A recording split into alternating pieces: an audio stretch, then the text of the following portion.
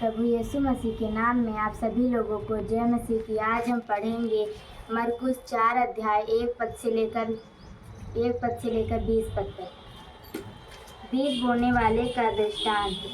वह फिर झील के किनारे उपदेश देने लगा और उसके पास इतना विशाल जनसमूह एकत्रित हो गया कि वह झील में एक नाव पर चढ़कर बैठ गया और सारा जनसमूह झील के किनारे भूमि पर खड़ा रहा। वह दृष्टांतों में उन्हें बहुत सी बातें सिखाने लगा और वह अपने उपदेश में उनसे कह रहा था, सुनो, देखो, एक बीज बोने वाला बीज बोने निकला। जब वह बो रहा था तो कुछ बीज मार्ग के किनारे गिरे और चिड़ियों ने आकर उन्हें चुग लिया, और कुछ बीज पथरीली भूमि पर गिरे जहाँ उन्हें अधिक मिट्टी न मिली, और गहरी मिट्टी न मिलने के कारण वे शीघ्र उग आए, और जब सूर्योदय हुआ तो झुलस गए और जड़ न पकड़ने के कारण सूख गए।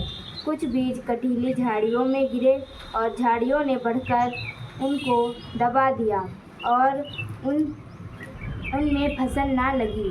परंतु कुछ बीज अच्छी भूमि पर गिरे और जब वे उगकर बढ़े तो फलवंत होकर कोई 30 गुना, कोई 60 गुना और कोई 100 गुना फल लाए। और वह कह रहा था, जिसके पास सुनने के लिए कान हो वह सुन ले। जैसे कि वह अकेला रह गया, उसके अनुयायी तथा 12 चेले उससे दृष्टांतों के संबंध में पूछने लगे। उसने उनसे कहा, तुम पर तो परमेश्वर का राज्य का भेद प्रकट किया गया है, परंतु बाहर वालों के लिए प्रत्येक बात दृष्टांतों में कही जाती है, जिससे कि वे देखते हुए तो देखें पर उन्हें सूझ न समझे, और सुनते हुए सुने पर समझ न सके। कहीं ऐसा न हो कि वे फिरें और क्षमा प्राप्त करें। और उसने उनसे कहा, क्या तुम यह दृष्टांत नहीं समझते कि फिर सब दृष्टांतों को कैसे समझोगे? बोने वाला वचन बोता है, और ये वे हैं जो मार्ग के किनारे के हैं, जहाँ वचन बोया जाता है, और जब वे सुनते हैं तो शैतान तुरंत आकर उनमें बोए गए वचन को उठा ले जाता है।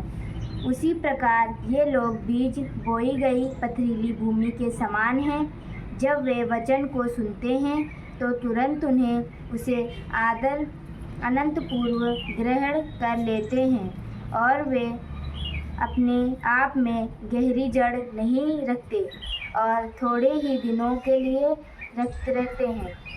परंतु जब वचन के कारण उन पर कष्ट या सताव आता है तो वे तुरंत ठोकर खाते हैं।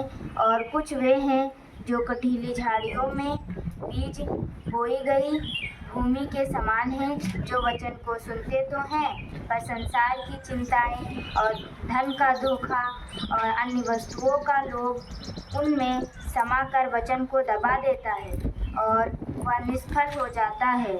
और ये वे हैं जो बोई गई अच्छी भूमि के समान हैं, और वे वचन को सुनते और उसे ग्रहण करते हैं, और 30 गुना, 60 गुना और 100 गुना फल लाते हैं। जैसे कि इसमें लिखा है मरकुस 4 अध्याय में, कटीली भूमि की समान जो होते हैं वो विश्वास तो करते हैं, लेकिन चिंताओं के कारण प्रभु को भूल जाते हैं। इस तरह आपको नहीं करना है। प्रभु पर विश्वास करें और भरोसा रखेंगे तो प्रभु आपकी सारी समस्याओं का हल निकालेंगे। आइए हम लोग प्रार्थना करते हैं। धन्यवाद प्रभु पिता परमेश्वर, आप बहुत महान हैं, दयालु दयामय परमेश्वर हैं। आप स्तुति महिमा के योग्य हैं। आप हम लोगों को हर एक दुख संकट खतरे से बचाते हैं, इसके लिए आपका बहुत बहुत धन्यवाद।